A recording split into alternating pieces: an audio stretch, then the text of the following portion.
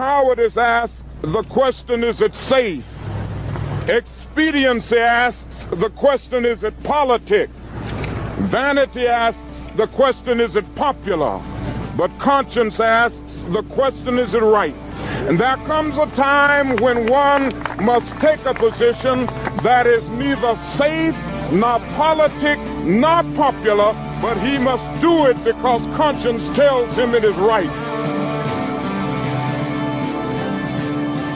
Every time our country stands in the path of danger, an instinct seems to summon her finest first, those who truly understand her. When freedom shivers in the cold shadow of true peril, it's always the patriots who first hear the call. When loss of liberty is looming, as it is now, the siren sounds first in the hearts of freedom's vanguard. Fighting for humanity and against globalism, one mind at a time. It's the Freedom Link with Joe Joseph. Well. Here we are. We're live. We're live. Wow. It's 11th of January. Happy belated New Year, folks, for all of those that had celebrated or rued the day the New Year came. I don't know. And a Merry Krampus to everyone Krampus, too. Yeah, Merry Krampus, all that kind of crap. Okay, so Mhm. holy shit, there's a lot of stuff that happened over the last few. Wow. Okay, so last time we were on, I was just speaking to my mother about this. The last time we were on, they were still looking for Luigi. We didn't know who had committed the execution of the United Healthcare CEO. Huge news. Right. Huge news, by the way. That was like, how do you put it? Like the what everybody feels but nobody says. It's kind of like the open secret, that kind of thing. It was very interesting, and it definitely exposed and sort of brought to light and allowed for, I would say, everyone's sort of frustration and discontent with the sort of a healthcare system and insurance system, and it's very interesting to see the reaction to all of it. And there's a lot of people out there who feel who sympathize with Luigi, and remember when some way there's a level of people saying, I get it. You know what I mean? Well, they're like, I understand, and people know it's wrong, and of course, obviously, you don't go and execute somebody in cold blood. I mean, that's no, you don't do that. But there was. I know almost exactly like what you mean. It was a pressure valve for people's frustrations. Yeah. And you have you can't condone murder, but at the same time, you connect with the guy in some way, shape, or form, because everybody has that experience of being denied. So there's a lot to go over tonight, and because it's a lot to go over tonight, we thought we should get some help. That's right. So we reached deep back in the tramp's pocket of the Freedom Link, and look at who we happen to find over there. Well, Johnny King has decided to grace us with his presence tonight. And I see Sasquatch is even joining us as well. So this is good. So we have Sasquatch and Johnny King all in one space. This is a treat. Man, the myth, the legend, my friend. The last time I was on the show, Obama was president. See, that's what I'm saying. So we have ourselves a lot to talk about, and believe me, so there's a lot of people that have gotten screwed over, Johnny King included. And so let's get started. First off, I think the biggest event that's happening right now currently is the fires in Los Angeles. And I'm interested to know, just we have seen for years the chemtrails. right? You look up, you've got plenty of documented cases. The Vietnam War was a great one where they went and they did what? The same thing that Saudi Arabia is doing right now. They are trying to seed the clouds, therefore make it rain, and they keep flooding themselves out because they're trying to figure out the science behind it. Why haven't they seeded the clouds over there and just let it deluge and just put it out? What's going on? We've got the technology. They're out of water. What do you do? Well, I mean, there's all kinds of questions. Why don't they just divert the water that they are dumping into the Pacific Because Ocean fish's back lives down? matter. Guys, That's right. Hey, guys, when you And talk, the great Johnny, way to make a 15-minute city is to erase what's there and rebuild. well, wait a minute. Now, how could you do something as historically significant as Los Angeles? I mean, how un-American would that be? History don't mean jack to these people. Power and control. Yeah, I guess you're right. Power and control. Power and control. And So, you know, it's very interesting. A lot of the similarities that you see to Maui, right? And no, you know, it was just kind of like all of this, you know, the mismanagement, the no water, you know, a lot of things, you know, parallel the whole Maui situation. And so, I mean, there's a lot of weirdness when it comes to that, and definitely, I mean, look, you never let a good crisis go to waste, right? no. So, I mean, they're obviously gonna swoop in and take advantage of whatever they can out of this, and you know, whenever they rebuild, I mean, what are they going to rebuild, and who is going to be rebuilding there? And you got to wonder. Boy, I bet BlackRock is just rubbing their hands together right now, going, "Wow, look at Yeah, all man. that Malibu property, and look at Well, all, you know." interestingly And enough, you know, it seems like since 9/11, that's been the standard blueprint.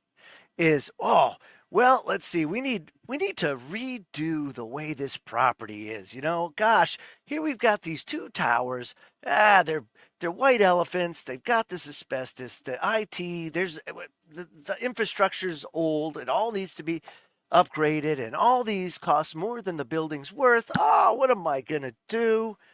Let me just call the Mossad. Let me get the Bushes on the line. Hey guys, hey. You know, what a good idea. I got a great idea. How about you help me out? I just insured my skyscrapers for terrorist attack by airplane, and why don't you come on down and take care of that for me?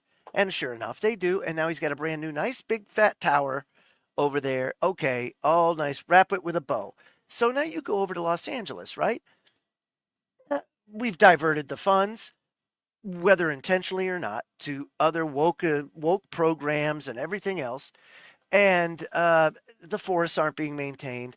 The brush isn't being cleared when it needs to be cleared, and the electrical infrastructure is so old, you know. And there's so many different examples of parts how. of the infrastructure, their electrical infrastructure is like 100 years old. It was Yeah, like of course. built back when Edison, you know, and Edison and Tesla were first like creating the stuff, and So they're this like, is oh all well, just this leave is it like all it is. self-inflicted.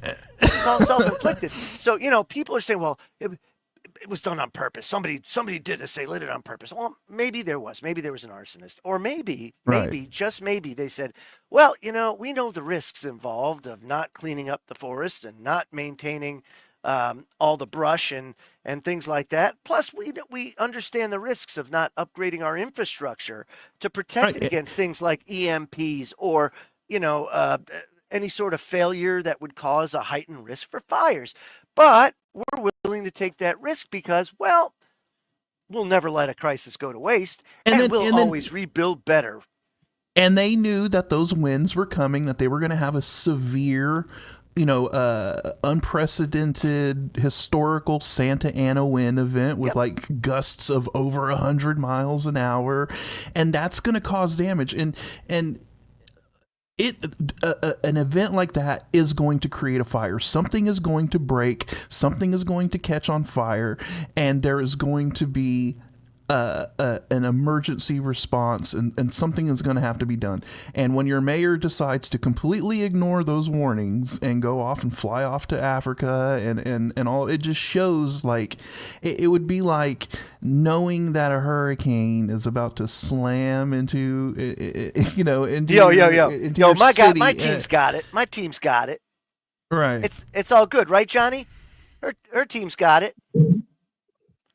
That's exactly right, Joe. You brought up a point a few minutes ago about them making it rain in Dubai, and I just want to cross reference that with how convenient that these fires break out during these 100-mile-an-hour winds that Yeah, are coming in off of the Pacific. yeah. I mean, what better time to do this? But I got a message to the Californians out there that are devastated to this fire. Don't Yeah. worry, your $750 check will be in the mail from President Biden. Yeah, right. And of course, Johnny here is talking about the North Carolina, the people that got blasted by that hurricane and are still living in Right. tents. Here it is in January, right?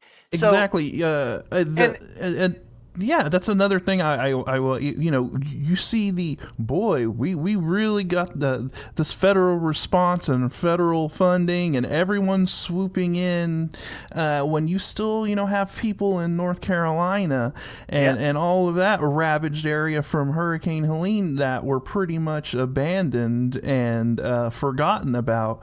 I'm not here to play, which disaster is more, than the other, because every loss is a tragedy. But I'm just saying, whenever you see sort of a lopsided response to one compared to the other, you got to wonder, well, why is that? And remember, you had a lot of those FEMA people caught directing their people away from the Trump away supporters, from Trump yeah. supporters and all of Yeah. that stuff. So And that all proved out. That all proved out.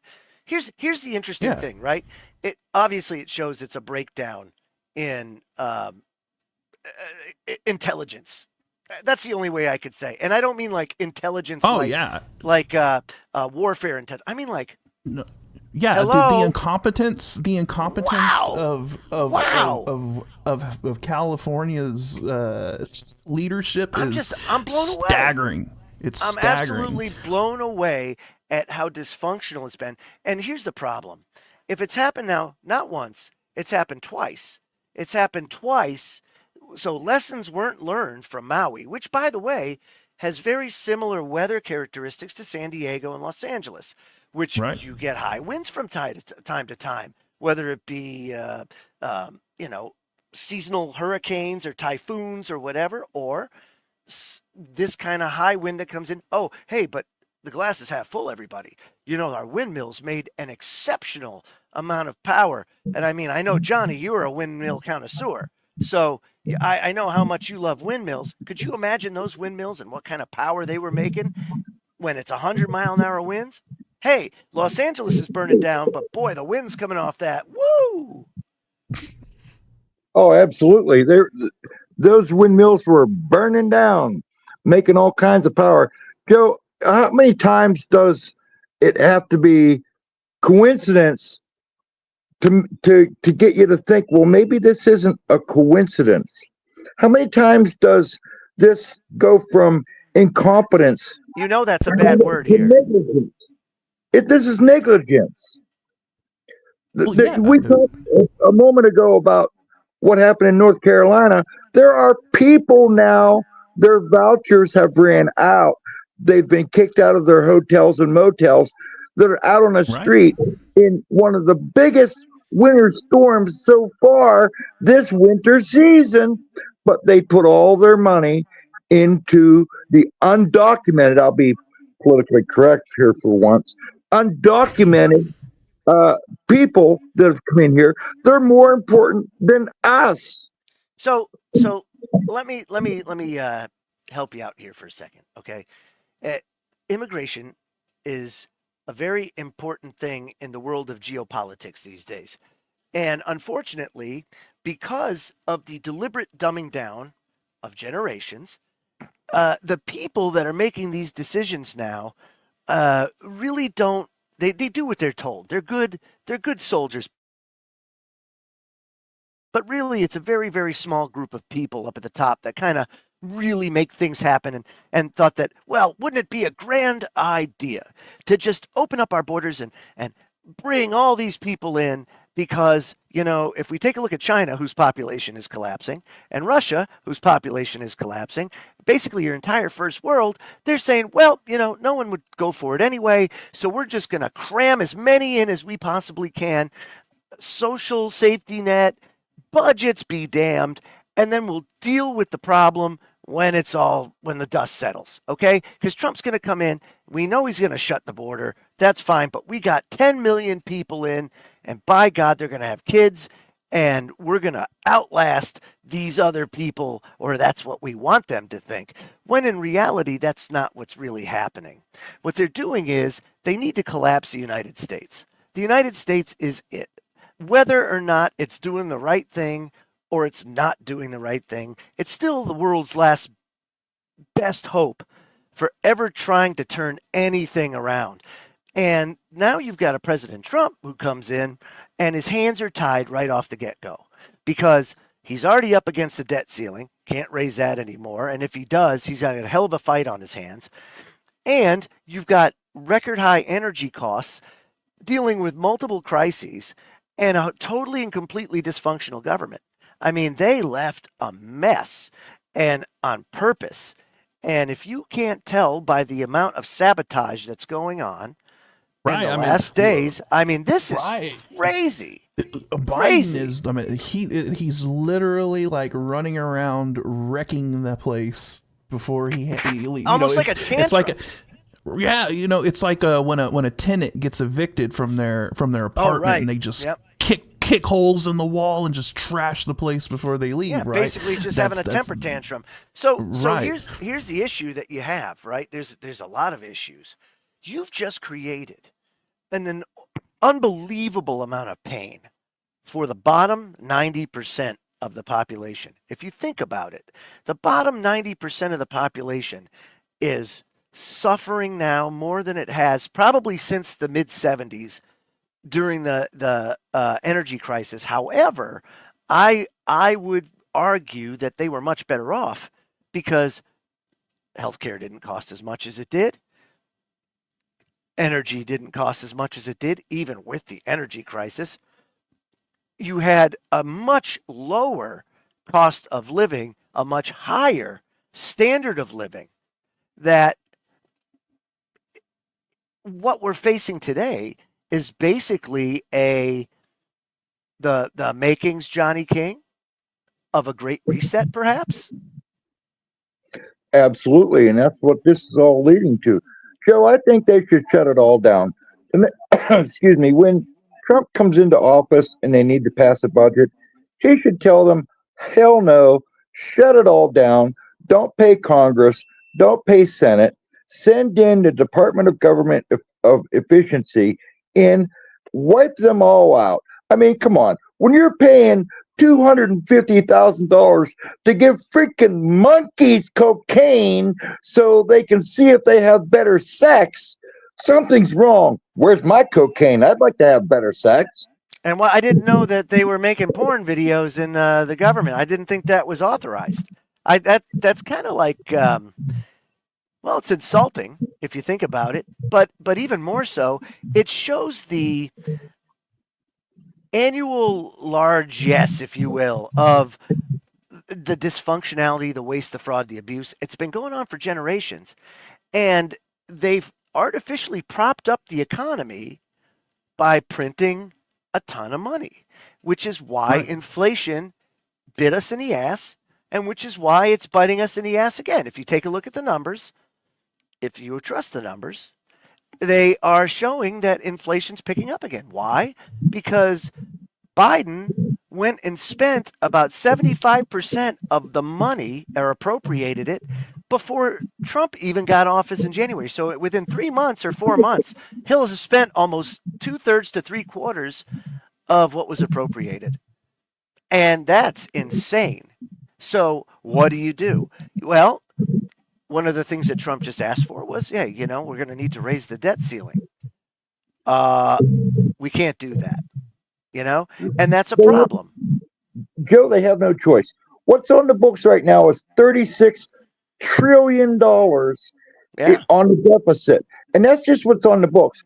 What's promised that hasn't hit the books yet is $105 trillion. Go to the national debt clock and look at the numbers. It's ridiculous. It'll tell you what it is. It's ridiculous. Oh, look at that. Now that's nice. Okay, I gotta mute you because you just kind of. I'm gonna wait for your signal to settle out. But he's right. Yes. You have to do that. Now you can cut, but you're gonna have to cut. You're gonna have to cut deep. If you don't raise that debt ceiling, you think about that. Now you got to live within your means, and instantaneously, you have how many bases in how many countries? I think 900 bases in over 170 countries. Okay. That needs to be wound down. See, none of this stuff is an overnight thing. Right. I mean, they have to really start downscaling everything that because we are stretched so far, and like you said, I mean, the amount of bases we have surrounding, all over the world and all of that, and we don't need them there. And I know people are like, but national, security and all of that. And no, it's not as with the technology we have and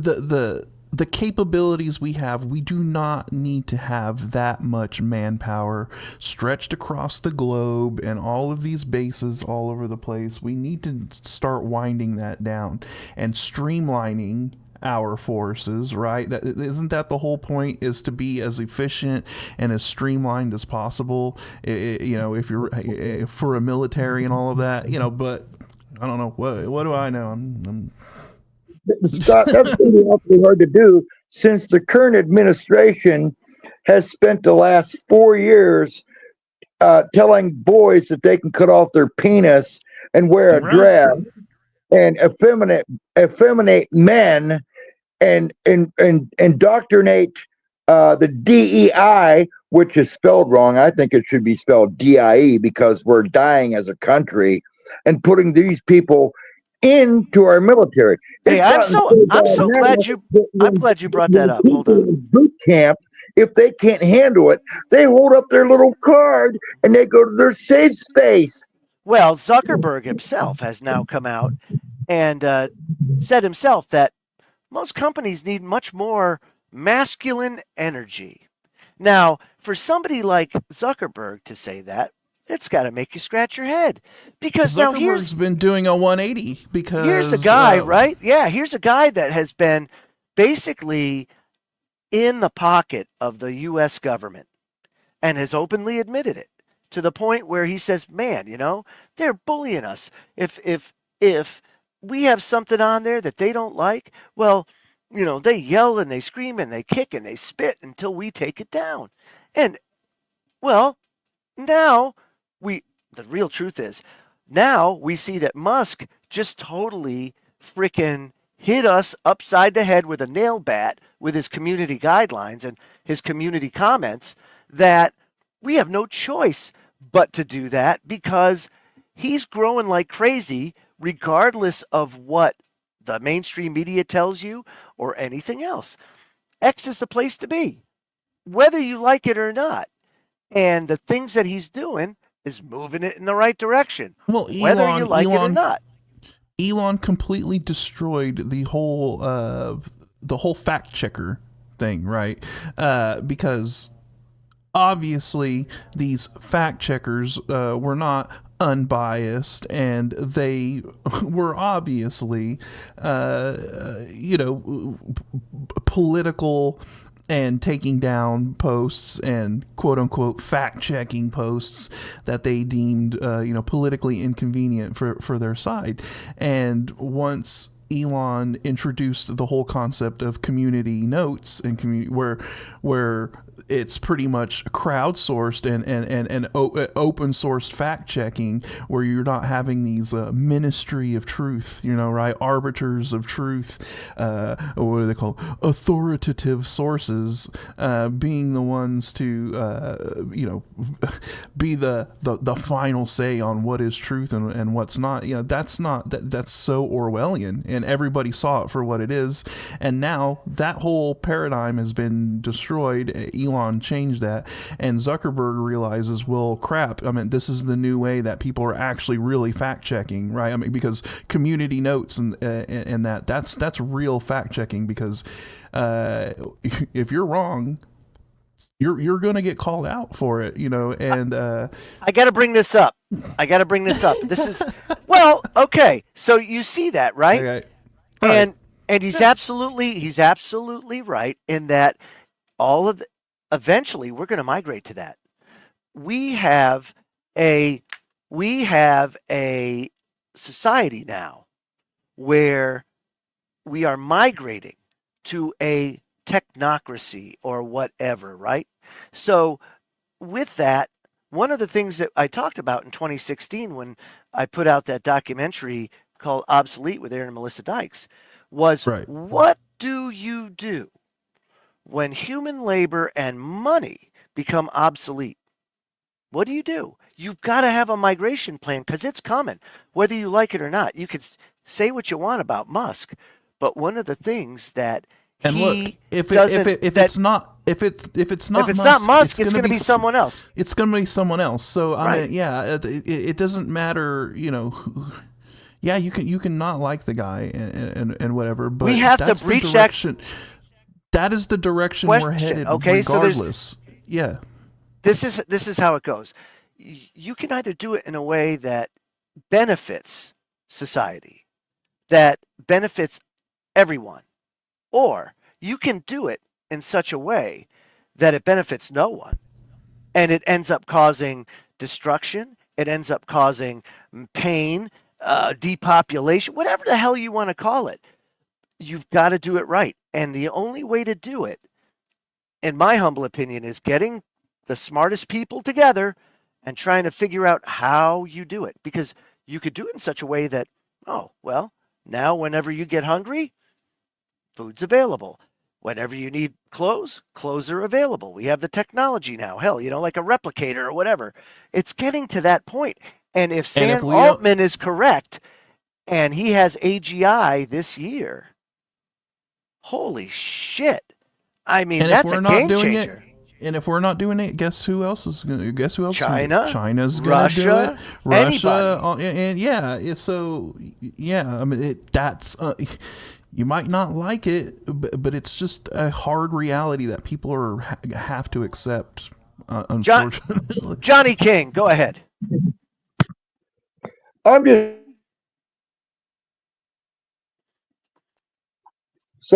wondering, guys, as you're sitting here talking about this, and something just flashed into my head. Could these robots and these AGI and advanced artificial intelligence, could this be what they're talking about in Revelation when they talk about the image of the beast? I don't know. I think it's more of people have an idea that the Antichrist is a person, and it's not.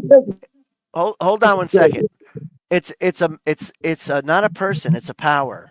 And the other thing that you have to understand is that anti doesn't mean opposite of. It means in place of. The correct translation. So if you think about this, AGI, the answer to all of our problems. Ask the AGI, and it will give you your answer. It will give you your cure. It will provide the technology or the way forward to be able to solve complex problems. It will do all of that for you. Right. Now, think about it, right? The artificial intelligence and machine learning is going to find new cures that man had never found before. It'll be like a miracle, right? It's going to solve all of these problems and do all of these things that are going to be seen as miraculous that humans could never achieve. And so you will have people looking at artificial intelligence, almost like the second coming of a great thing. And you already have these weird kind of techno cults that are already forming, that already kind of see this as like we're gonna worship AI. This is the new, there's that. It's like really freaky, like an effed up Brave New World thing. I don't know. I don't get it. But I can tell you that Musk at least has a track record of using science, being systematic in his approach, and he's seen different corporations utilizing cutting edge technology along to where they were good companies, being very successful. So I'm not, if I was to say, would I rather the government handle that, even though they already have it? Hello, Buffdale, Utah. It's been in operation for a long time. Or would I rather Musk handle it, and kind of make it a team effort, that kind of thing?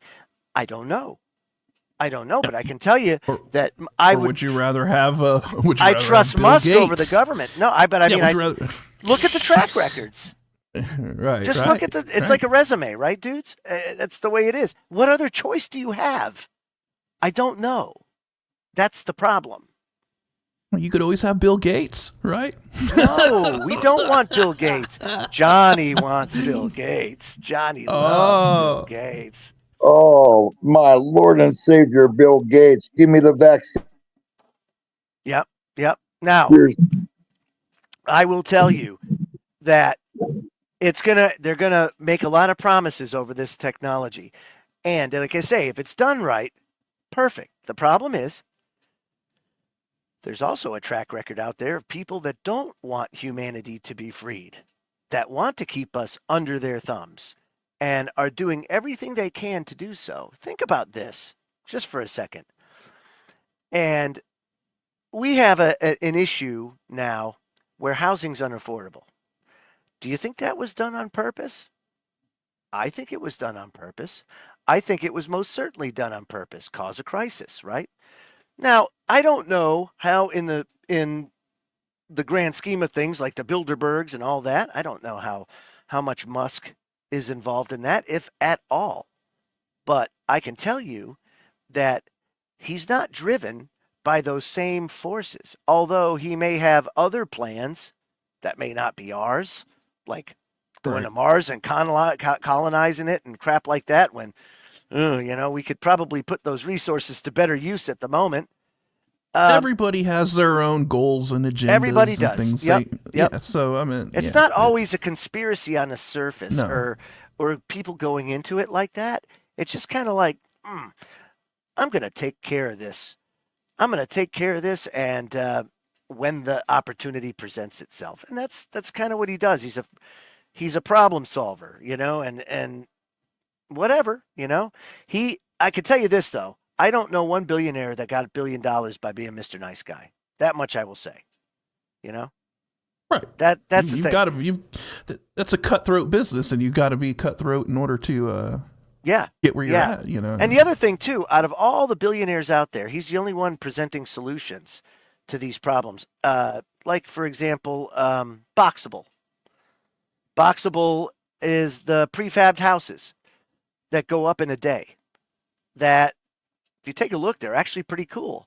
It's kind of like taking a container and folding it down, and then when you need it, boop, boop, boop, boop, it's up, it's done. All the services are already put into it. Basically a prefabbed house that can go into mass production. You mass produce it. You bring the cost of housing down. No one else is coming out with any freaking ideas. Here's a guy that's doing it. And he's just taking the bulls by the horns because he's got billions of dollars, which is what you would do, or I would do, or anybody would do if they had billions of dollars, at least as far as I know. That's the thing, is that it's hard to put yourself in that position. He has no problem. He has no problem throwing money at trying to solve problems, I guess. That's it. Is what you can say. That's right. Go ahead, Johnny. Guys, we can throw these numbers out at people, and they hear it all the time, and they might not understand how much we're talking about. $1 million is 1,000,000.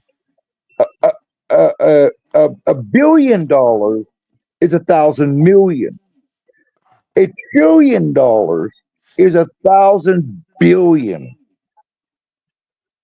When we say the deficit is at a 36 trillion, that's Yeah, it's astronomical. like it's When asinine. somebody's a It's just billionaire, they have money falling out their ass. if you remember, um, I think it was the last show we did a piece on that, which was how hard it is to spend $1 trillion.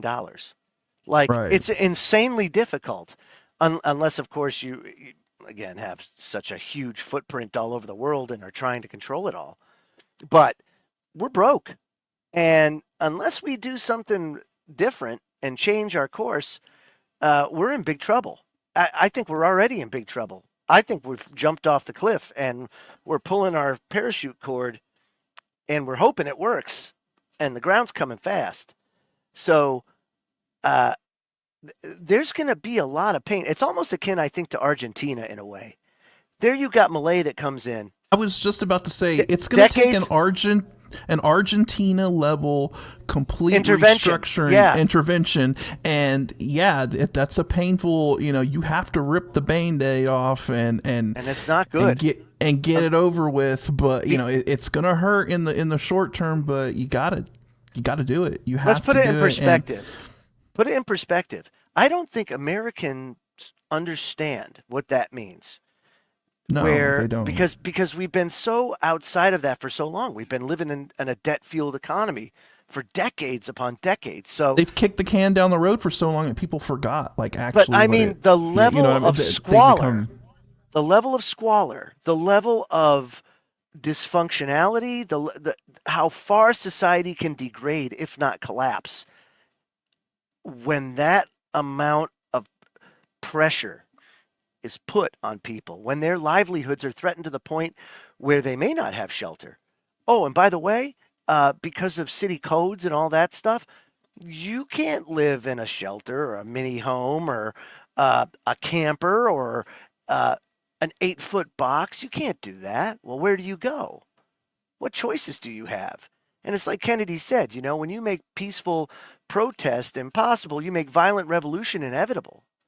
It's going to happen if they don't pull their head out of their ass and do it right.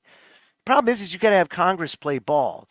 And there's too much dysfunctionality right now in Congress for there really to get anything meaningful done. So that's where I have a big issue, and everybody is suffering. Now, on the other side of things, when the Soviet Union collapsed, one of the first signs of that pre-collapse was shortages. There were shortages of goods and services. And, I remember being on TV and seeing all the grocery stores just totally emptied out. Now, we're not at that point now. But one place that I'm seeing it, and millions of people are suffering with pain, whether it's physical, whether it's mental, whether it's emotional, or whatever kind of pain you have. It's a severe epidemic in this country. Drugs went and entered into agreements with these distribution companies that send medicine to all the pharmacies out there, and each pharmacy has an allocated amount that they can draw of things, anything controlled, like for example Adderall. You'll probably notice a lot of people with ADHD are having tremendous difficulty getting their medicine, having to bounce around from place to place to try to get medicine, only to fail miserably. Meanwhile, their loved ones or even themselves are forced into withdrawal time and time again, month after month. And it's absolutely cruel. It is a crime against humanity, in my humble opinion, for a first world country to allow pain to get to this level, all in the name of the illegal drugs that get shipped over our border and kill thousands upon thousands of people every year. These people didn't do anything wrong. The only thing they did was get hurt and can't recover through no fault of their own. And it's wrong. We don't treat prisoners of war that way, but we treat our own citizens that way. And it's very similar to punishing all gun owners for same idea. A gun crime. It's prohibition. Right? So yeah, it's prohibition, and so you're going to punish people who legitimately need the medication because of the fact that you're allowing fentanyl from China to be flooded into the country. So, and then it makes criminal element. Yeah. Because let me tell you Right. something, folks. The DEA is not going after cartels. They don't give a shit about cartels. Cartels are too dangerous. They don't want to get involved with cartels. So what you have to do, and if you're not familiar with this, in government, you have a structure where you're evaluated on your key performance indicators. They're called KPIs. And at the beginning of the year, you sit down with your supervisor and you pound out what your KPIs are going to be. And then you're measured against it when it comes evaluation time to see if you warrant a raise or a bonus or whatever, which in government, a lot of people make a lot of hype over how much civil servants get paid, but really, on average, you make more in the private sector. The nice thing about the cushy government jobs are the fact that it's pretty safe. You're not going to get laid off, and government shutdowns rarely happen. But these key performance indicators are very, very important if you have a competitive spirit, because upward mobility in government is not good at all. It's very hard to advance. And there's a whole political aspect of it. There's patriarchy. There's all sorts of things that go into that, right? The DEA likes getting their KPIs or fulfilling their KPIs by going after the helpless and the innocent. Why? Because they're easy targets. If you take away the medicine from the pharmaceutical companies to give to these patients that are in a terrible state, that are suffering, that cannot get their mobility back or functionality back without pain relief, then what happens is you have a criminal element you're creating because they're slammed into withdrawal, or perhaps they feel like their brain, they're having an outer body experience because they can't get their medicine for their mental deficiencies, and they go to the street. A, you get something that's not safe, but B, you create an entire criminal element that you can then go cherry pick from as far as who you're going to frickin' harass and who you're going to make life even more miserable for. And Right. it's a perpetuating cycle. It's an engine that just eats us alive. Yeah, and when you talk about these KPIs and stuff, I've heard about this too, and someone I've watched on on YouTube and stuff, Asmongold. So shout out Asmongold. He talks about how these government workers and people, they're essentially they're playing the job like they're playing a game, right? They're trying to min max their That's right. Yeah, they're playing. It's just like if you're playing a video game and you're trying to min max your. So yeah, in order to get or farming those bonuses, for a special item or something like yeah, that. Yeah. You're farming. You're farming an area. You're farming. Yes, they're gaining it, and they're not. They don't care what the collateral damage is and who's affected by it or whatever. They're just trying to boost those numbers. Bigger number better, bigger number better, right? And that's all they're trying to do. And like you said, they're just trying to work their way up the pole in the government, bureaucracy chain, and that's how they do it. And they don't care about the pain and suffering that they cause to the people, and so. Yeah, it's Nope, they don't. And so here I'm going to bring it up, right? Okay. So, and absolutely, I want to bring this up too. Mr. Ponzi, you're absolutely right. Same shit happens in the private sector, and it's cutthroat and it's bullshit, and we all go through it. The ones that are in the private sector, same thing. I've had the pleasure of doing it both for the federal government and in the private sector, and it is just ugh. Makes you feel dirty. Anyway, Luigi Mangione, his one that also had his life basically taken from him. Why? Deny, delay, defend. We've all been through it.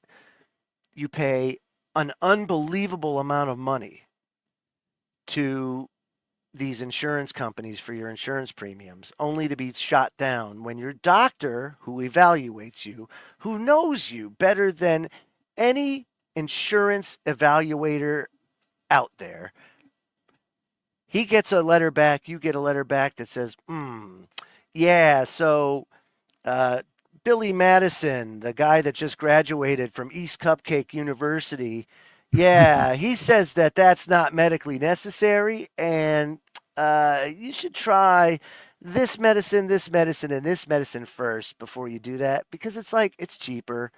And or you could be like my wife, who is bedridden and can't get out of bed and has been medically undertreated for years because of the war on drugs and has seen her life stolen from her. And even this month, go to Walgreens, actually go to her first pharmacy, right? Yeah, we can't fill that. Okay, great. And then you start going pharmacy to pharmacy to pharmacy to pharmacy. And then when you do that, guess what? Oh, you're pharmacy shopping. Why are you pharmacy shopping? And it's this thing where you just have absolutely no dignity, no rights, no nothing. Now, on top of that, you can't even get the medicine even if you want to. So we have a serious situation here. Now, with Luigi, you can say what you want. You can love the guy for what he did. You can hate the guy for what he did. But we all connect with what was in that mind of his that day. Some way, somehow, either through personal experience or the experience of loved ones or friends or family, you know somebody out there that's gotten shafted and screwed over by the insurance companies. You do. Or been told that you can't get that kind of medicine anymore. You can't have that anymore. I'll tell you what, let me give you an example, right? One of the best things for lower back pain or any sort of muscular pain are lidocaine patches, right? They even sell them in grocery stores and over the counter now at Walmart. You can go get a lidocaine patch. If you're not familiar with lidocaine patches, it's the same crap that they put in sunburn gel that makes the skin numb so that you don't feel the burn so much, right? Well, go to your doctor, anybody that has back pain or anything like that, and request that you get a prescription for lidocaine patches. The 5%. See, the over the counters are 4%. There's a big difference between 5% and 4%, I come to find out. You won't get it approved. Now, it is hands down the best non-opioid treatment for anything like that out there. Works like a champ. But you can't get it. You can't get it. I think there's only a few ailments that they actually approve it for. I think one's diabetes and a certain thing with diabetes, you know? But for anything prescribed for that, unbelievable, you know? And I'm not even talking about all the holistic stuff, you know, right, which is a whole other ball of wax. I'm just talking about if you don't want to go, you can't get painkillers, even if you wanted them. Tylenol's not working for you, but you want to maintain your productivity, and you can't really afford to go and buy cannabis oil all the time or a chocolate bar or anything like that. It's pretty cost effective if you just got to pay a copay or 20% to get like 30 days worth of these patches. But you think they're made of gold. And it's unbelievable. Crazy. You know, I just don't get it. I don't get it. So we're in shambles, and a lot of people are. A lot of people are. I didn't understand or know that, Johnny King, until I dealt with it myself. And until you actually have to be a caregiver for someone who is struggling or suffering in that way, you just really, or you're suffering with it yourself, you just really can't understand what they go through from month to month. And it shouldn't be happening in this country. Go ahead. Joe, my wife took sick. She decided to go to the doctor, so I took her. And right away, the pill mill started. To make a very long story short, he put her on 6 different medications. We went to the pharmacy. We got her medications. They were very cheap for the first month. Not a problem. The second month came around for her to get her refills. It was going to be over $1,000 a month, every month. When we went back to the doctor, I told the doctor that is not sustainable. Right. And he explained to me that is the best medication I can prescribe to her. And I told him, point blank. I said, well, that may be the best medication that you could prescribe to her, but it comes down to whether I can pay my mortgage, put food on the table, keep my lights on, or put your pills down her throat. So if you want her to have medication for what ails her, prescribe her the second best. He Right. did. Do you know what my monthly prescription is for her for For the all six second best. days? Oh, go ahead. What is The it? What second is it? best? Less than $60 a month. Which is what people are looking for. And when they go, that's what you would expect, right? That's what you think, oh man, these premiums that I'm spending on this health insurance, well, it's got to be good for something, right? I mean, after all, who likes having hundreds and hundreds of dollars stolen from them every pay period out of their check, right? Because that's how I feel. I'll be quite honest with you. I feel effing like ass raped every time I have to go to a doctor just so the insurance company can come back, or I bring my wife and get that letter in the mail that says, oh, well, we need that pre-authorization first. Pre-authorization what? What the hell did my doctor go to med school for? What the hell are you doing? And then you come and find out, oh, yes, well, the quarterly profit for United Healthcare Alliance is $60 billion. What? And so let's talk about that, because that's another bone of contention I have. And unfortunately, there's really no good workaround here. So once you made medicine for profit and it became publicly traded, it became part of people's retirement portfolios. Same thing with the military industrial complex. People started to invest 401ks. People's retirements are now tied to just how greedy and just how effective these corporations are at milking us clean, milking us dry. I hate to say it, but that's really what it all boils down to. Our system is set up this way. And the problem is, unless we come together, we're always going to come back to money being the root of all of this that we're suffering right now. Everything boils down to money. And at least some facet, it's money. And we don't have any money. Nobody has any money. This country's broke. And those that do have money are hoarding it. It's all the money. So what do you do when you need help and you can't get it? Are you surprised that Luigi did what he did? I'm not surprised. And no one should be surprised. As a matter of fact, I'm surprised it took that long for it to happen. Do I condone it? Absolutely not.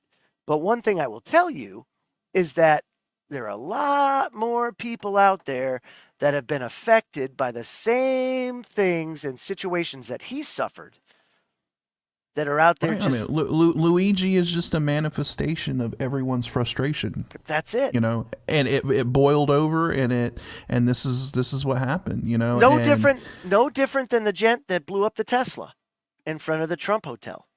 He's a manifestation of years and years and years of illegal wars and all this money and human capital being thrown down the toilet when we could have given everybody a goddamn house for the amount of money we spent in Afghanistan or whatever. Right.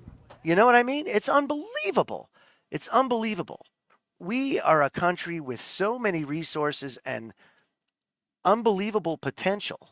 But if we don't do something soon, and I mean very soon, we're screwed. And I don't know how to solve it without there being a Malay-style course correction in this country. I just don't. It's really crazy. Now, I will tell you also that delay, deny, defend has gotten so bad that people are actually writing books about this, begging to have the insurance industry fixed. A guy by the name of Jay Feynman wrote a book called Delay, Deny, Defend. And interestingly enough, he gets into why insurance companies don't pay the claims and what you can do about it. So he kind of wrote this thing to kind of get you around it.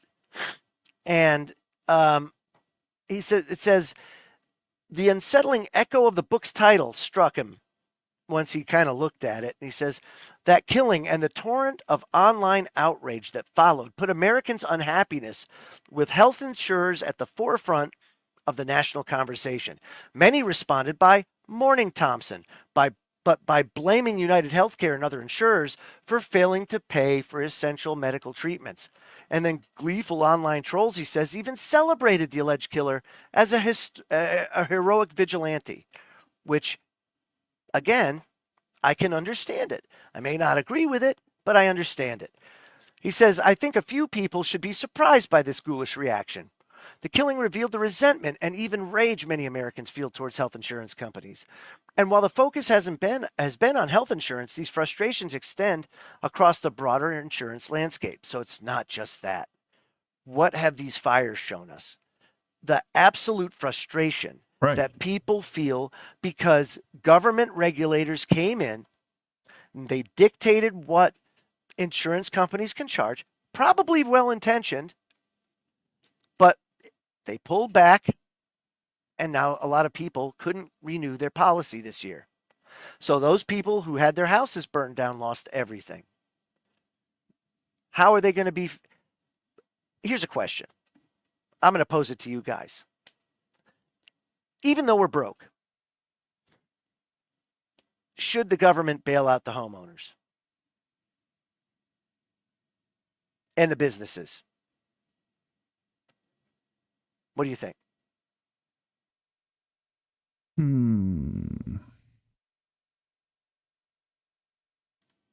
That's a toughie, that's a tough one, because on one hand, it was government and their lack of management that created the conditions for their houses to burn down. So you could say then that there was a level of culpability on behalf of the state. Yes. Would it be the state or the Fed? I would say the state. I would say that the culpability would be on the state of California for not managing and clearing the brush out and doing proper management and maintaining their infrastructure, which allowed for the fire hydrants to be dry I would say that the state is culpable in this. So they would be the ones responsible for taking care of these homeowners. That's my answer. Yeah, I don't know what the right answer is. All I know is that there's going to be a lot of people that, let's just say they decide to sue the government, like a class action or something like that, where they say, state of California, you didn't hold these companies accountable, or you didn't do this or that. I don't know how far you would get. And I'll bet you it would take the better part of 10 years to fight it through the court system. So even if that was the case, and I mean, look at North Carolina. They got $750, but they had to apply for it and then meet certain criteria to get it. Right. You know what I mean? That was for $750. So, when it comes to government, you can't really trust it for anything anymore. Right. I mean, and I think people's frustration, there's a validity to it that isn't necessarily easy to solve. Because look at what happens, right? The problem is that in order to hold the system accountable, you have to go through the system. I know, it's really and that's weird. The problem. It's really right. Weird. So you're it's like telling the criminal to investigate himself. We're going to do an independent investigation. You see, we have to fix the broken system by going through the broken system. You're running in circles, and that's the problem. It's you ridiculous, run into. And that's why I left government. I'll be honest with you. Well, I left government because when you blow the whistle on shit, they take your security clearance away. But outside of that, one of the reasons why I wanted to get out was the fact that, hey, you know what? I can't be party to this dysfunctionality, to this waste.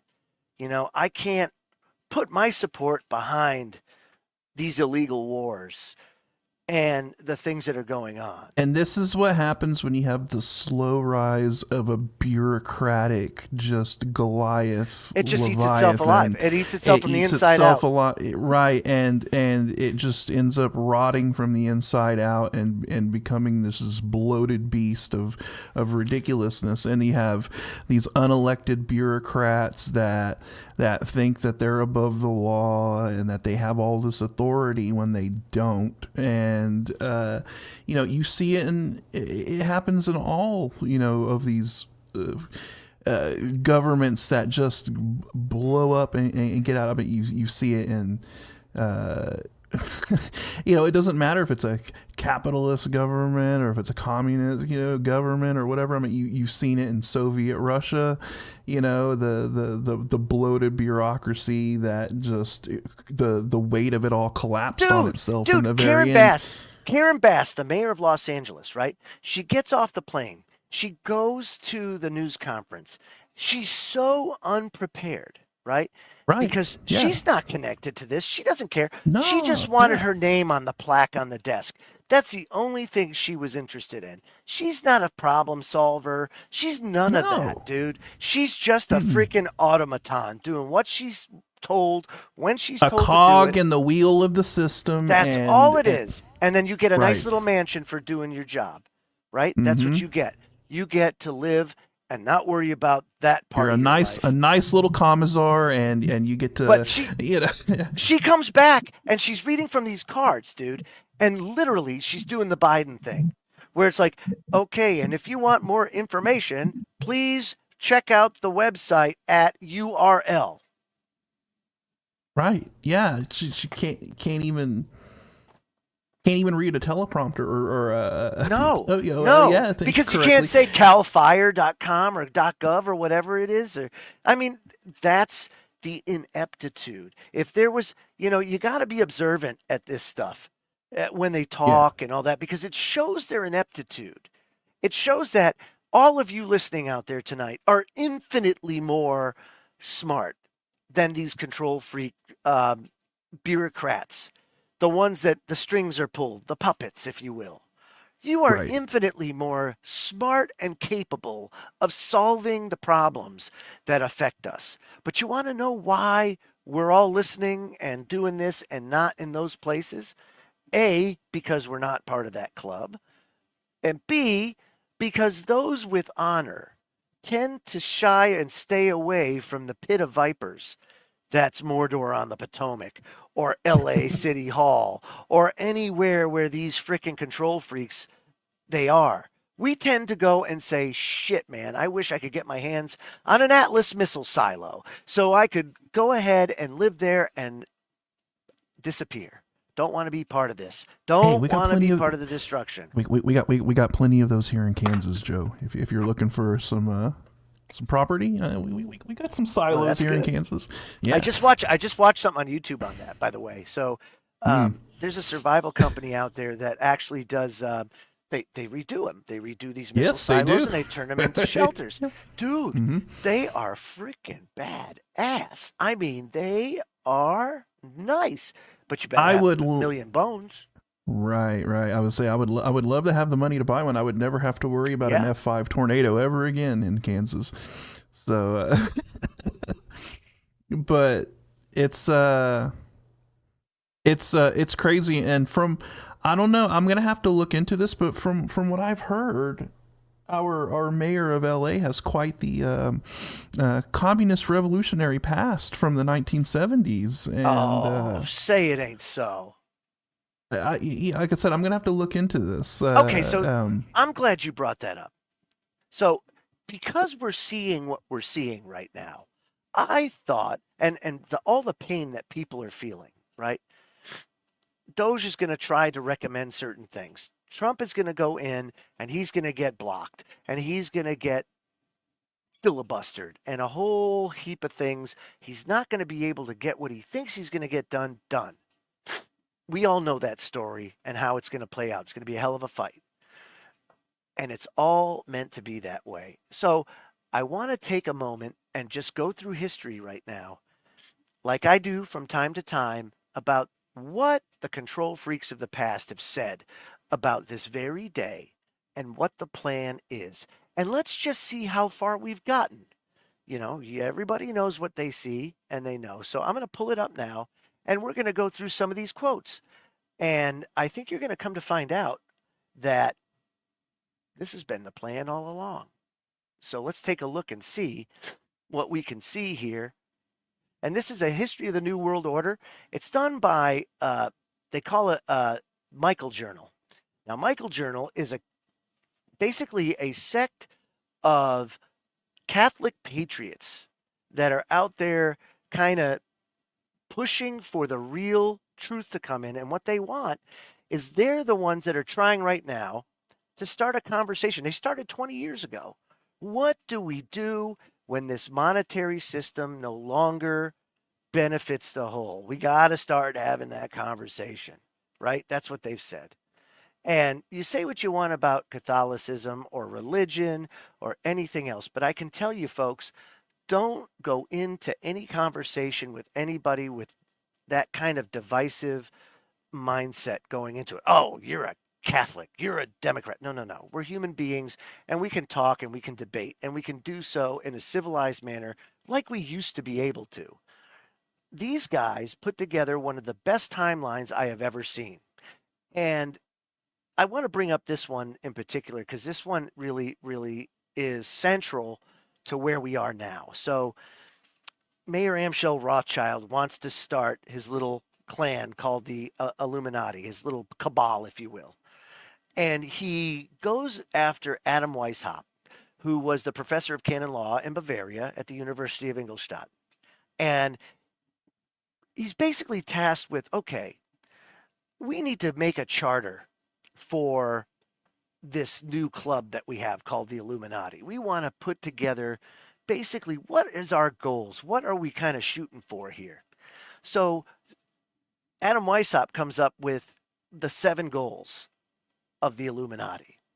And right here they're listed. Abolition of all ordered governments, meaning let's get this all under one control system, one global control system. Yeah, your good old global government. And you kind of see that coming together now because basically all of your first world countries, even your second and third world countries, are drowning in debt. Basically, if you were to... Well, we're all tied into the global economy. And we're all tied together, right? Yeah. So any one situation can really cause catastrophe somewhere else, if not affect the whole globe, right? So we see that that's taken and made plenty of progress. Now, it gets better, right? Abolition of private property. We're seeing that now more than ever before. And where you're seeing it more is home ownership. Nobody can buy a house anymore. The 10-year bond, folks, last week hit that magic number of 5%. When I was going for my degree, I had to write a paper on the national debt. It was one of the things I had to do. And I don't know why, because, you know, I guess because you're going after a business degree, it's one of those things. And so I went to the OECD, which is a UN organization, and went through their financial stuff and everything else. And I figured out that if throughout history, basically interest rates on average from the Great Depression to 2000 was roughly 6 to 7%. And then we went on this huge debt binge after 9/11. And I mean, you've had spending before during the Reagan administration, the build up to the 600 ship fleet, the whole nine. A lot of debt. Oh, after 9/11, it just nothing near, right? It just skyrocketed. Right. Went totally vertical. And then we've had all this other spending. Basically, we have just pulled out the stops since 2001. And when I wrote that paper, the government debt was about $20 trillion. And if the interest on 10-year bonds hit 5% and stayed there enough to where these, as it rolls over, they're having to take this 0% debt and turn it into 5% interest. It would take 90% of the interest, 90% of the income tax to pay for the national debt, just the interest. Now we're at $36 trillion. And interestingly enough, the price on a 10-year bond just hit $5, or 5%, I should say. That's pretty damn catastrophic in terms of our current monetary system. And when that happens, not only do you have what they say is a shortage of houses, which I think it's more of, there's not so much a shortage of houses as much as there is retirement funds and non-families or individuals buying the house. And instead, it's banks and investment companies that are scooping up all these houses and then jacking up the prices and renting them out. I think that's the root cause. Yeah, it's not actually people that are buying these houses to live in them. It's these. That's correct. It's these companies that are coming in, like BlackRock and stuff. Yeah, and then they jack it up. Buying it up, and they need more money, more money, right? So you're seeing the abolition of private property really happen, because one of the things that I think is going to end up coming out is you're going to have government housing, and everybody's going to be assigned housing, almost akin to like 1984. You know, I can see a pathway to that. It'd be like HUD on steroids as one of the alternatives. I hope not, but you know, it's not looking good. Then you get to number 3, abolition of inheritance. Abolition of inheritance. You see the inheritance tax that the left always likes to push, because in a communistic society you don't have inheritance. It's all state property, and so if you don't have private property, you don't have inheritance. It's gone. You know, then you have abolition of patriotism. One of the biggest misnomers and misunderstandings about communism is that people who are adamant about communism are almost patriotic about it. No, that's not how it is. No. Communism is competitive to an unbelievable degree. It's cutthroat. It's down and dirty, because it's a very, very, very small oligarchy that runs the entire thing. Why do you think communist leaders are always looking over their shoulder and worried about being cooed all the time? Because no matter where you go. No matter where you go. Yes, exactly. That's right. Yep. It's always like that. Then abolition of the family. You can go ahead and look at the birth rates of the first world, and it's abysmal. We have populations collapsing all over the world. You have governments begging people to have kids while they have destroyed the family unit. You know, for decades, they have said, no, mom and dad are not the responsible people for children. The government is. You know, we want the government to raise the kids. Right, and they've demoralized the population and made it sound like that having a family is dirty and bad, and that it's this archaic sort of thing that no longer is relevant anymore, and that, you know, they've completely destroyed like the nuclear family and the family unit, and it's what do you think, John? Meanwhile, my neighbor's cows down here farting is destroying the climate. Me having a gas stove is destroying the climate. Me having 3 kids is destroying the climate. All the while, the elite are jet setting all over the world in their private jets and having 5, 6, 7, 8 or more kids, not caring about the climate. Right. This climate change, that's crap. It's a scam. It's a scam. If it was that important, the whole world would be doing it. The whole world would be doing it, and we would be moving forward. And we've seen that time and time again. Don't do what I do as I say.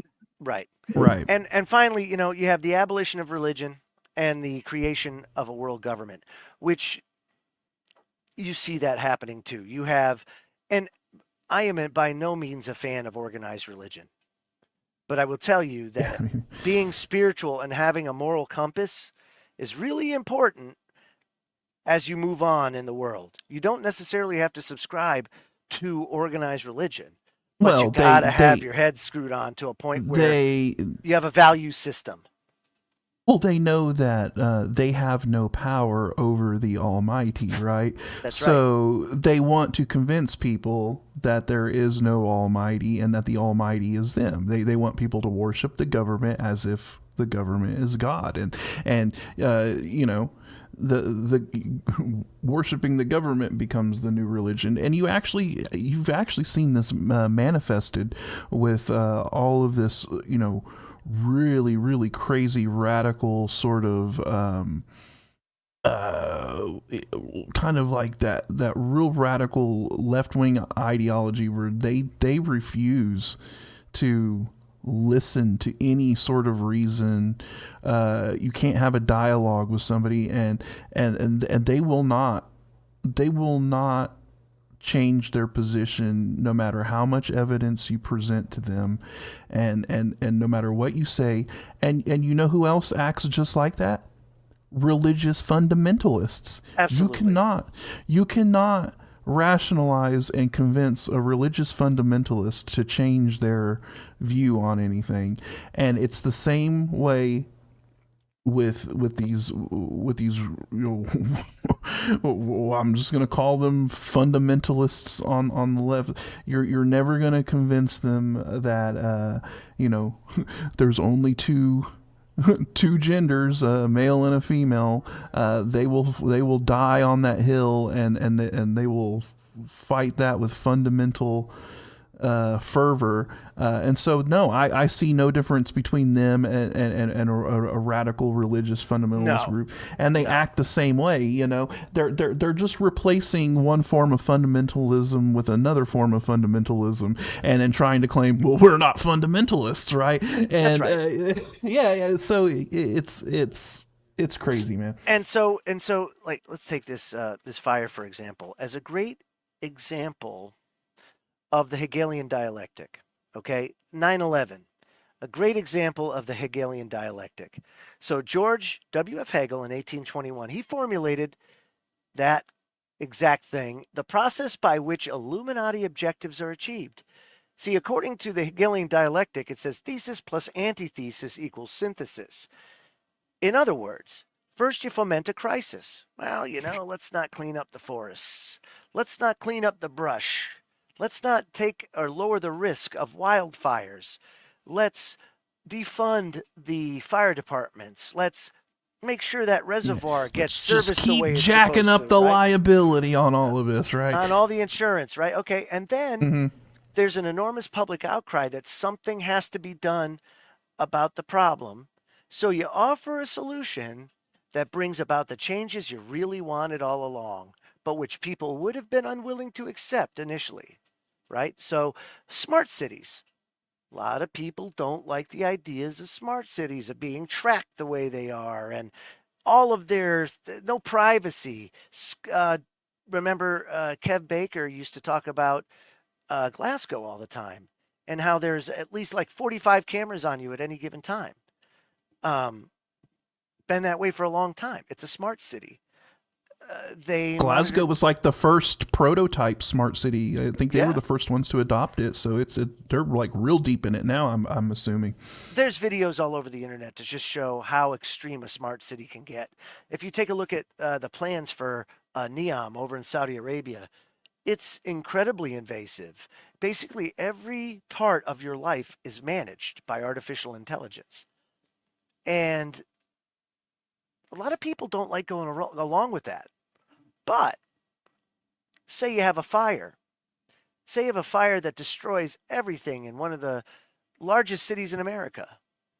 Oh, let's just say that coincidentally, 40% of the businesses and people in that city couldn't renew their fire coverage this year. And then say that the government had to intervene to go ahead and rebuild it. And they do. And they utilize all the latest cutting edge technology that a smart city infrastructure would need. Right. I mean, how much you want to bet? They're going to come out and announce this, and we're going to build Malibu and the Palisades back, bigger and better, and it's going to be greener, and it's going to have all of the, yeah, they're going to adopt this whole smart city, new green initiative thing, and that's what's going to be implemented. And that's why the next quote is so important, because it was Mayor Amschel Rothschild himself who was the financing. He provided the financing for the Illuminati, but he said this. He says, "Allow me to issue and control the money of a nation, and I care not who writes the laws." Because all the laws and all the congressmen and all the bureaucrats don't matter when you control the purse strings. Like it or not, Musk showed it firsthand. He went in and he basically bankrolled the Trump candidacy right into the White House. And now he's trying to do it over in England. And he'll do it in any other place that he can have influence. It's no different than, let me say this. Say I go ahead and I win $100 million in the lottery. And I go and I strategically purchase radio stations in some of the biggest population centers. Now, I know that radio is kind of archaic and you're not going to make a lot of money on it, but I have enough money to where I can live and try to better the world through putting people on the air with similar viewpoints to what I have. You're telling me that anybody out there wouldn't do that or something similar to that if they had the opportunity? Of course you would. And not everybody's going to agree with me, but right. It doesn't matter. They don't have to agree with me. See, because I'm an individual. In America, everybody's a king and a queen. Or so it's supposed to be, but that's not how it really is. So the bankers are the ones that control it. We know that from... Unless you're Johnny King, then you're a king all the time. Unless you're Johnny King. So communists, right? Communists. Here's the guy, right? Karl Marx, a.k.a. Moses Mordecai Marx Levi. Oh, and after you get done talking about our boy Marx here, I pulled up a little information on our mayor that people might want to. Okay, perfect. Because I think this ties in perfectly. Exactly. So I want everybody to notice this name right here. Very interesting. If you take a look at the nationality of that certain individual, a lot of people make a lot of stink about people with that kind of name there. And, some of the shenanigans they pull in the world. And Karl Marx was one of those people, to the point where he had to change his name because that name might evoke some, shall we say, ill will and issues. Ill will. Yes. Yeah. So he wrote the Communist Manifesto, of course, and he was part of the League of the Just, which is an Illuminati front, which you can go ahead and look up. It is that's a messed up organization, let me tell you that.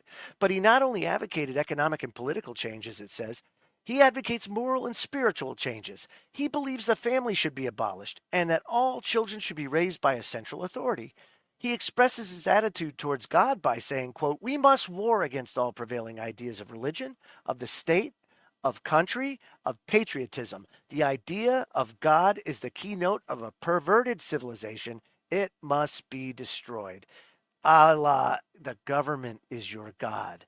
When people are desperate, you must go to the government, Scotty. Marx really, really loved the Adam Weishaupt blueprint, and I mean he was very pretty much just one for one inspired by it, and I mean you could see it right there. I mean obviously he's pretty lockstep with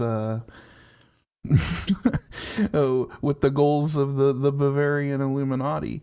So, I decided while you were discussing all of this to pull a little more information up on our mayor of L.A. here, because I had heard that she had quite the past, revolutionary past back in the 70s, and so, this is this is what I found out. It says Karen Bass, the current mayor of Los Angeles, has a history of visiting Cuba during the rule of Fidel Castro. In 1973, she traveled to Cuba as part of the Venceremos Brigade, a group that organized annual trips for young leftist Americans to the island. During her visits, she participated in construction work and cultural activities and attended speeches by Fidel himself, describing him as charismatic. She said Bass's involvement with the Venceremos Brigade has been part of a subject of controversy, obviously, because the Venceremos Brigade has been described by some as a Marxist training program that aimed to radicalize young American leftists in guerrilla warfare and terrorist tactics. Oh boy! Now Wow. that sounds like an excellent use of your time.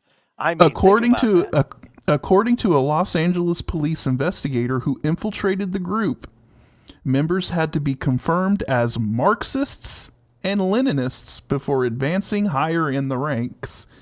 Karen Bass visited Cuba frequently, sometimes every 6 months, and has been associated with the brigade since the 70s and the 80s. So there you go. There's your wow. I mean, I'm just Los Angeles. I'm blown away. I'm totally surprised. I think I'll have a heart attack and die from that surprise. Johnny King, well, it's been good to have you. I know you got to run. I know that everybody has enjoyed the Johnny that we all enjoy, and I sure hope you come back real soon, buddy. Yes, sir. I'll come back soon, guys. It's been a pleasure to come on and talk with you again, and it's been really fun. It sure has. I'll see you later, buddy. Okay, so there he goes, the great Johnny King, the human hedgehog. I bet you guys don't. Oh yeah. He's a deep. Joe pulled one from the deep lore. Like he said, this was way back in the day. Oh yeah, Johnny King was one of the goats of independent media. Oh yeah, many years ago we started the Freedom Link, and we're still doing it after all these years. And it's funny because you get to see the gradual degradation. And it never ends up being as fast as you want it to be, or as you think it should be, but oh boy, it's been a slow death. So that when we've been shouting this stuff for how many years, and to just see it slow, it's like watching the car crash in slow motion, right? And you know what's gonna happen. You see the car sliding, and you're like, oh man, yeah, now it's gonna roll. Somebody's getting thrown out the window. It's and that brings us to our next stop on this timeline. This walk through time. People of power, in their own words, telling us who and what and when and why all of this is happening or is going to happen. And here is another one. And of course, Albert Pike, he's got a statue outside the National Archives that you could go see. Albert Pike. Now, this guy, of course, was one of the big, like the head of the Water Buffaloes or whatever, the Masonic Lodge. Actually, he was, I want to say like they had 32nd degree, and then he was like way above that. Like they made a special rank for him. That's how special he was.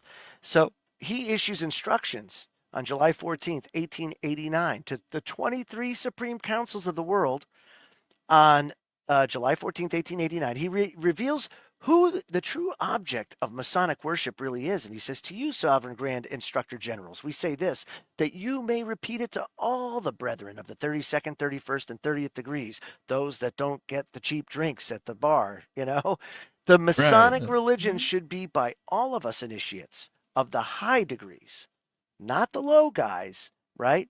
Not the guys that ride around on the go-karts in the parades and all that stuff. No, not them.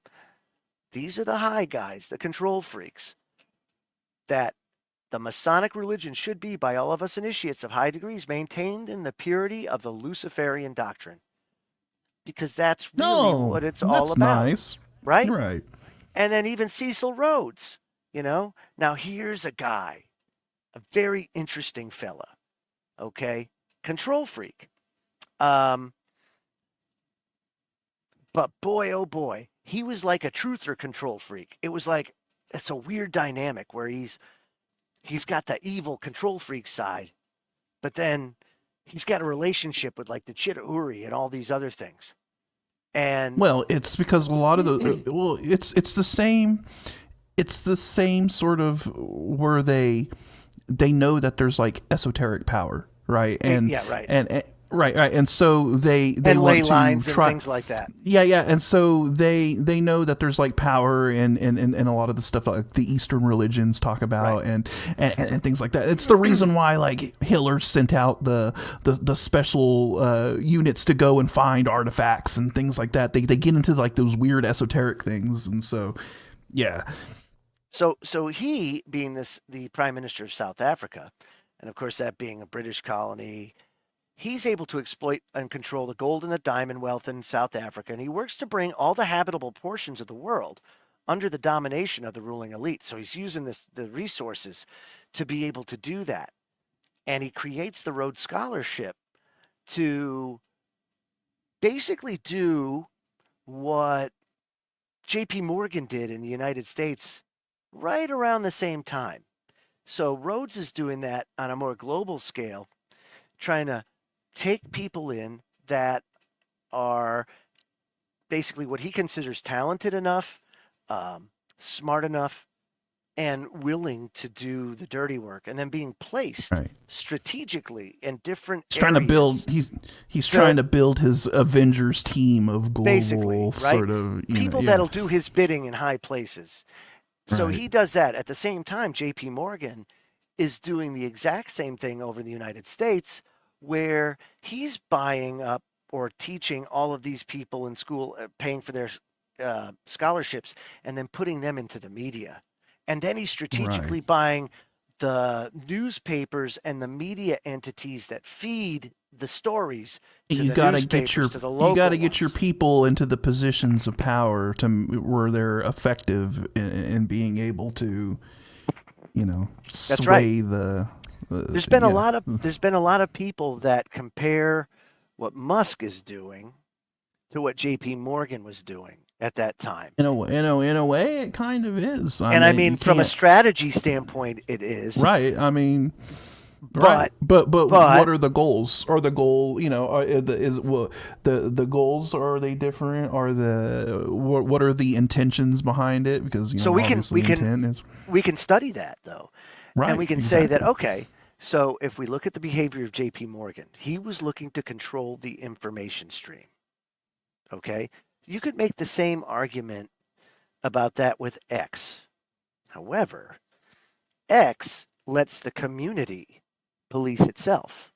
So you could say anything you want, put it out there, as long as it doesn't do violate the few rules that are out there.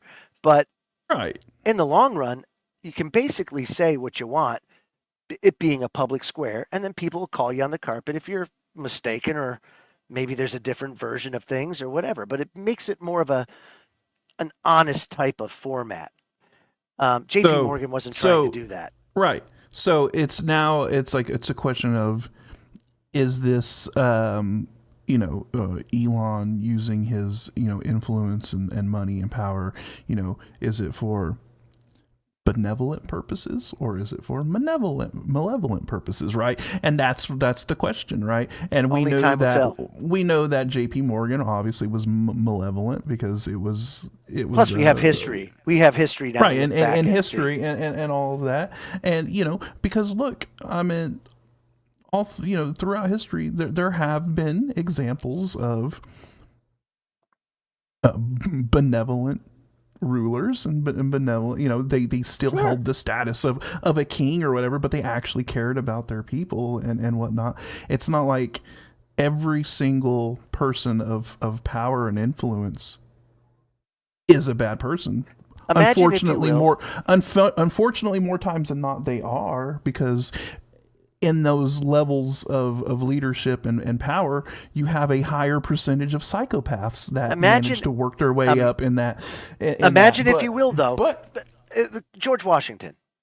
But you can't paint everybody with a broad brush. No, but imagine being in his shoes. Right. I mean, seriously, put yourself in George Washington's shoes. Here he is. He's the first one to be part of like a whole new way of things, right? Like, and everybody's having to struggle. What are we going to call this guy? He had the opportunity to be a king. To be a benevolent dictator, right? To be a benevolent king, yeah. Okay, and then fast forward a little bit. So Washington struggles with it, doesn't want any part of that kind of scheme.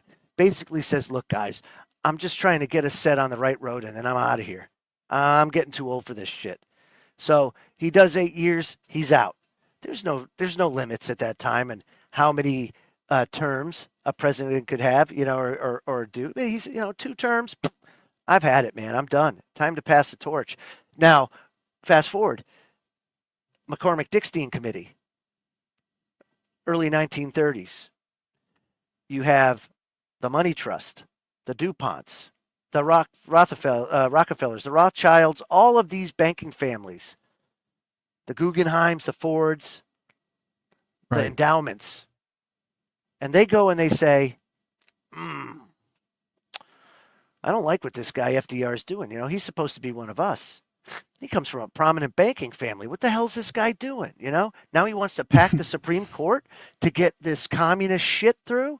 All these programs and CCC, TVA, all this crap. No, we're not going to have this. He's destroying our ability to control things. He's putting more money in their pockets and at the same time turning us into like a socialist state.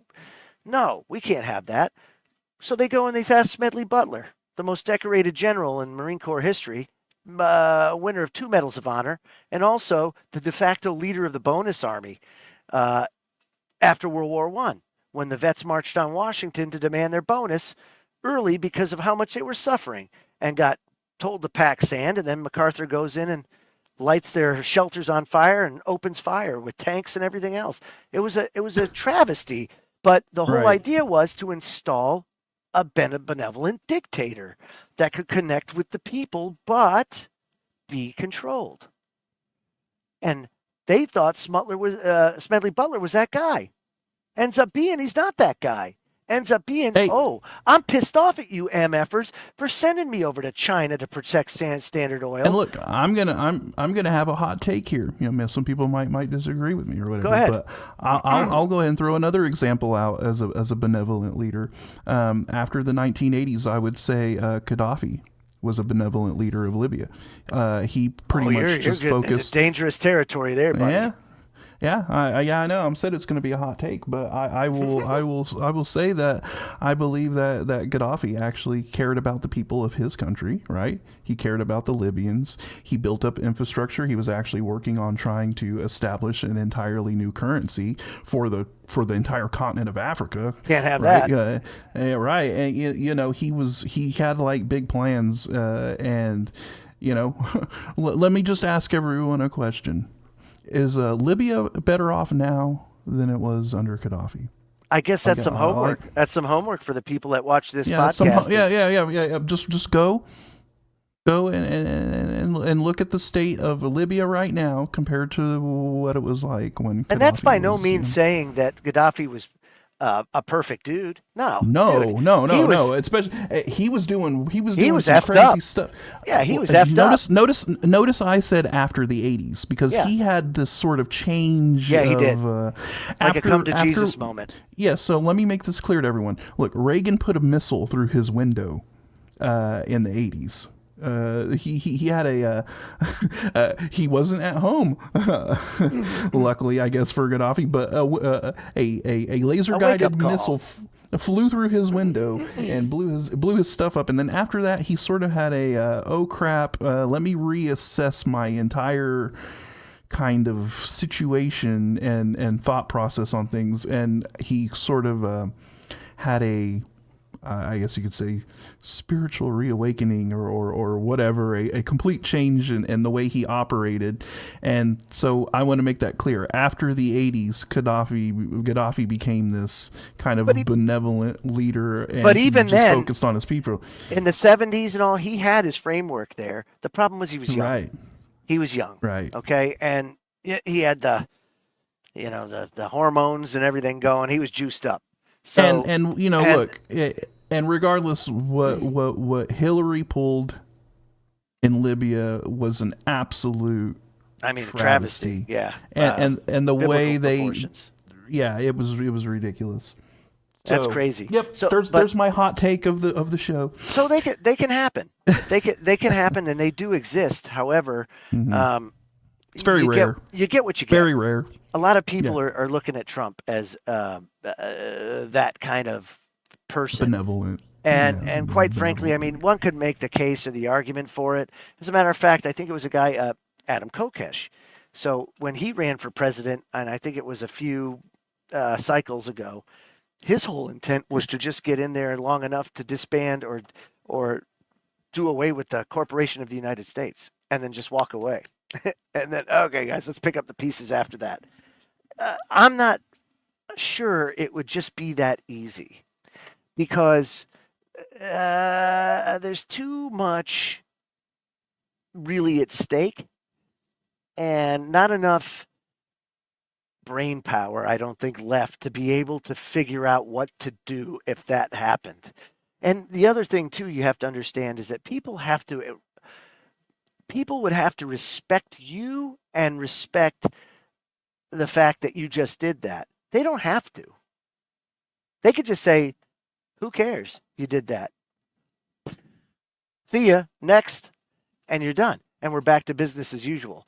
So it's kind of a flawed plan. I get the intent, but it's kind of like the sovereign citizen thing. Well-intentioned, okay?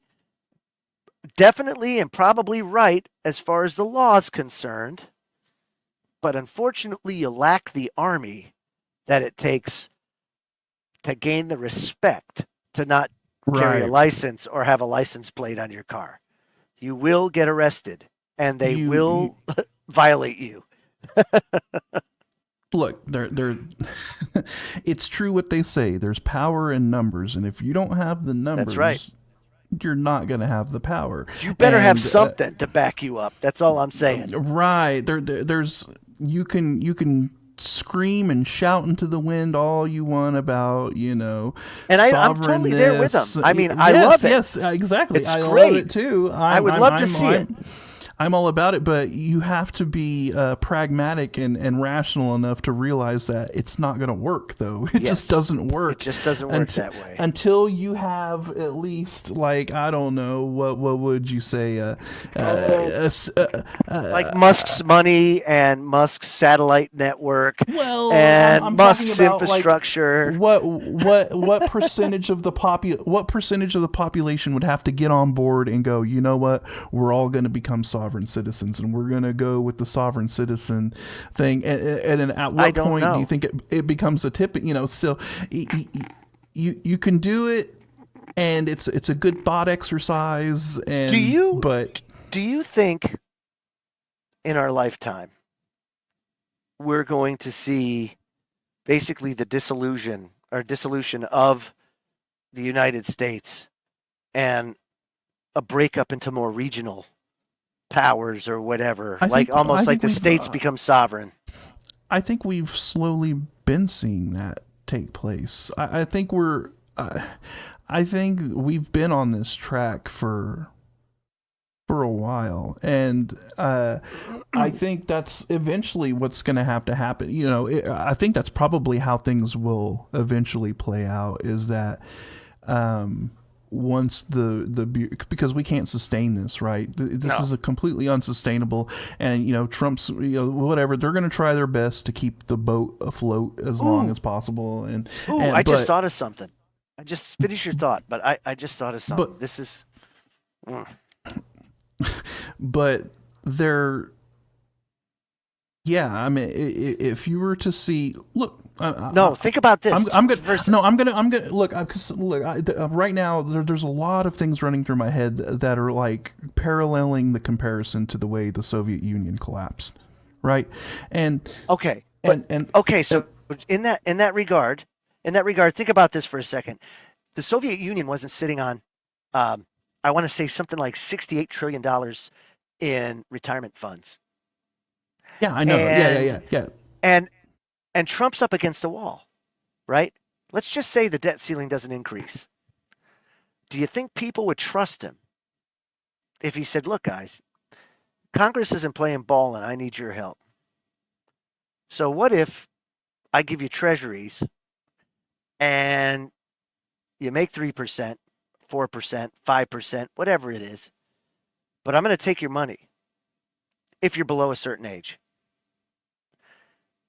and give you treasuries in return. F the national debt. We're going to do this ourselves. What do you think? Outrage? Do you think he pulls it off? Because we saw Cyprus. Cyprus's banking system was going to collapse, and they went and bailed it in. And I just don't see a way around it. You would have to probably depend on the people's ignorance on treasuries and the economy, and they wouldn't understand, like... Not most people, no. But I mean, yeah, that's what I'm saying. Like most people, they're not like economically savvy on treasuries and what that is, and the nuances of all of that. And so I honestly think, yeah, probably he could convince a lot of people. I'm just saying he would be the guy. But he would be the guy. I don't know why, but I mean, it's just one of those things I'm floating out there. Don't be surprised. Back to your question of do we break up into regional areas? And yeah, I would probably say yeah. I mean, we're already seeing just such a huge disconnect between like Middle America, California, the coasts and the middle of the country. They are pretty much at this point diametrically opposed on all sort of ideological levels and whatever. There's a disconnect there. And so if something like that was to happen, like, okay, let's say California, for all intents and purposes, it's a failed state already. We're talking about a failed state. Do you just decide, you know what, you guys go do you? Right? I mean, wasn't the whole point of the United States as a nation that every state was to be its own little experiment? Right? Every state was to be its own experiment in governance, and the states were allowed to kind of govern their own way, and they were in a way their own little country, just with the federal government kind of overseeing all and these, tying us all together and blah blah blah. Mutual defense, that kind of thing. But they could experiment and have their own little experiments in their states, and one state could do things one way, and one state could do things the other way, and all that. For the most part, they do, except when it comes to interstate commerce or things like that. Right. Yeah. So yeah, and I think that potentially, who knows when it will happen, if it ever happens. But if something like that was to happen, I think you would probably see some kind of a separation between the coasts and maybe like the more central areas of the United States, or at least these high population density areas, like these metropolitan areas that are always blue. They never turn red, and I don't know that maybe now because of I think if it ever comes to that, seeing it, whatever the largest country in the world is, or the most powerful, or a handful that are there and still intact, will come in and take it all, and then divvy that's it the up. time. If I was G in China, if that happened, the United States collapsed. Go on, boys! Woo, we're going in. Well, yeah. You know what? It would also kind of this is the parallel I was thinking about to the Soviet Union. Is you had the Soviet Union, right? The USSR, and they had all these Soviet bloc countries, right? That they had incorporated into the USSR, the USSR, the grand, and then when that collapsed, you saw all of these Soviet bloc countries becoming independent, right? They were breaking off, and I think it would be something like that, where it would just be like, okay, California is going to be independent now, or whatever. That's great. Or Until you like, have this western block of states that decide they're gonna, I think it's interesting because of how desperate we are for resources in this world. And America's extremely rich in resources. And it's one of those things that I don't know if people could keep their hands off it, if you know what I mean. It's one of those things. Right. Now, right. Oh, yeah. I just don't see there being a happy ending in any sort of collapse of the United States. It's not in our best interest. I guess that's what I'm trying to get to. No matter what you do for a scenario, it can always be it's worse, not going to be and it will be worse. It's not going to be a good thing. I mean, there's no. So all those people that wish that to happen, be careful what you wish for, because when you go to places where you've had that kind of collapse, it's not pleasant. It's not pleasant at all.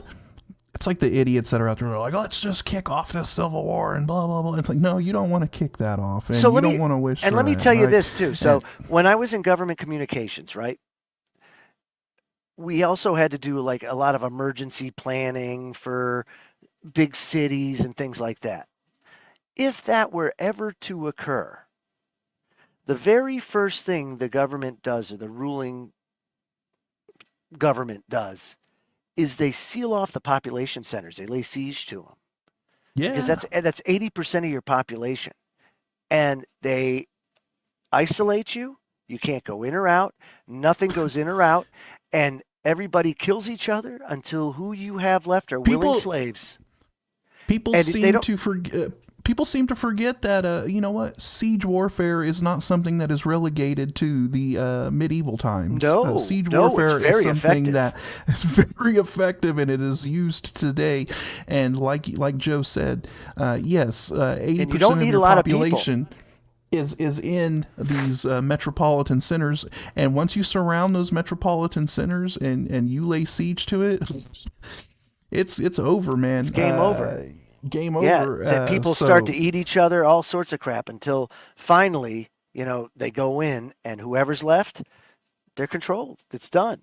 They've just been through the most terrible thing ever. If you don't think siege warfare is effective in the modern age, go look at what they did to Fallujah. Oh, it's unbelievable. That's why I'm saying there's a romantic side to the whole thing, but there's a realistic side to the whole thing. Yes. And the realistic thing is you don't need armies of people to take over and control these population centers. You just need to isolate them, cut off the supplies and everything else, and you will have control.